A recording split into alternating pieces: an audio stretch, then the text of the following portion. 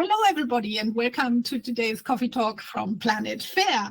My name is Henrike von Platen, and I'm talking with my friend Margrét Bjarnadóttir. It's a pleasure, like always. Yes. With a fresh cup of coffee. Yes, I have a cappuccino. It's very nice, actually. Yeah. That's good. That's good. I have a coffee with milk and a question. Oh, you have a question? Yeah. Okay. I've been thinking a lot in the past about pay equity statements, whatever you would understand from that. Also, because I was asked, what should I write? Because, you know, in our certification, we do ask for a statement, but that's sort of a different little thing. And we do also ask to communicate at a certain point when you reach the highest level and to make sure that the people out there understand how your pay gap was adjusted and stuff like that. But then again, you read so much on so many websites that I wanted to ask you, what is a pay equity statement in your view? Yeah.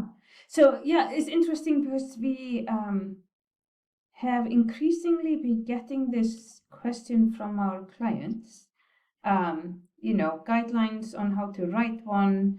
And when you kind of think about and you look at what is out there, it's actually not that common yet, I would say. So, so really a pay equity statement is really just a summary of your pay equity policy. You know, your commitment to ensuring fair pay for everybody. You know, ideally it should reflect, you know, your commitment to proactively address pay equity. And really, I would say the goal of these statements is to communicate to your employees, to your stakeholders, to your future potential employees, basically your commitment to pay equity. So that's the whole goal of pay equity statements, but they vary a lot. So they vary from being very simple, like one paragraph, yes, we know what is pay equity, and yes, we are doing something about it, into these really long, dense documents. So last time I was looking at this, I mean, I found one that was 2 dense pages of stuff. So that, you know, so the variability in these statements is, you know, really large. Yeah. If I think about, oh, good, 2 dense pages, then I think, okay, who is going to read that? Maybe some journalist who wants to write up something about a company will read through that and use something of it, but the employees probably will not read it. So it depends on whom you're addressing. But what would be sort of if we could decide on how pay equity statements should look like and how they should be written, would you have a favorite, or would you see what would be really useful? Okay, so that's a different question than from like what is typically in them. So maybe let me first tell you what I tell my clients, and then let's talk about, you know, whether that's useful or not. This is a different question, right? So I think the first thing you have to decide on is your tone of voice. So when you think about your pay equity statement, you know, do you want to adopt this very formal and legal type tone? Or are you speaking to, like you were talking about, your employees, your prospective employees, within a more relaxed tone of voice? So that's one thing you have to decide on. So once you kind of figure out, okay, whom are you communicating with?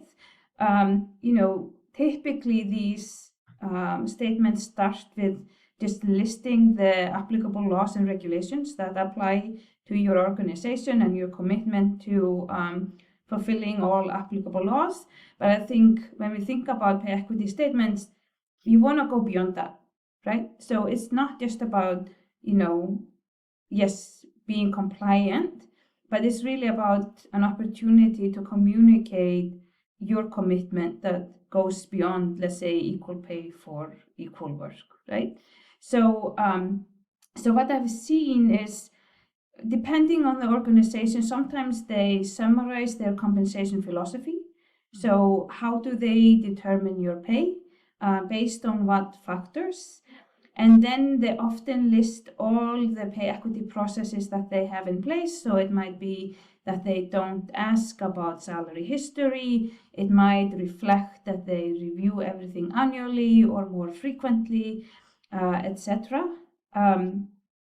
So then especially in kind of these statements that have more of a legal tone, sometimes we see, what are the processes for raising concerns so that employees know where to go if they are concerned about their pay equity.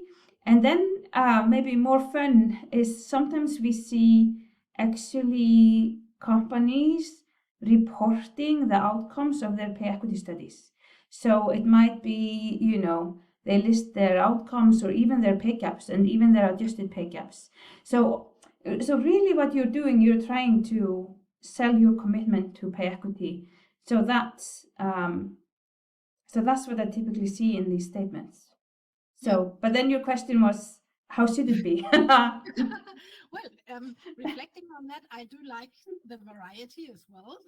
That it's and I like that more and more are actually putting in there what we really even ask them to do, to really say, why are you paying what you're paying, and show how you do your adjusted pay gap, what's in there, what's the value that you're paying for your employees. That's something that for me is number one on the transparency list, so that people understand why they're getting the money that they are getting.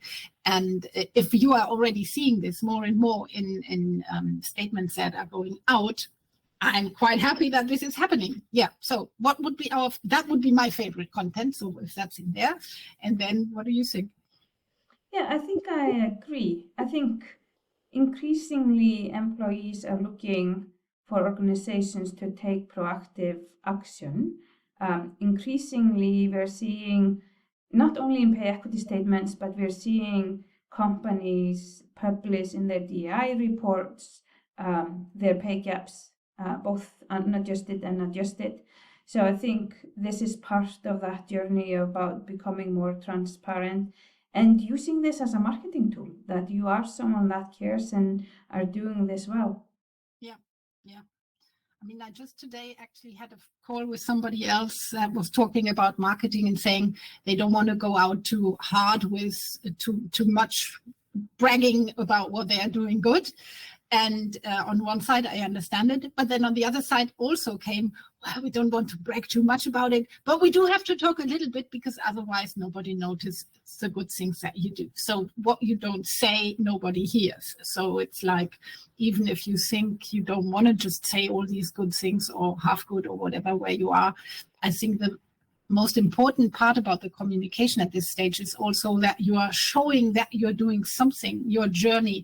And it doesn't really matter if you're at the beginning or finished or somewhere in the middle, if your pay gaps are still very big or closing.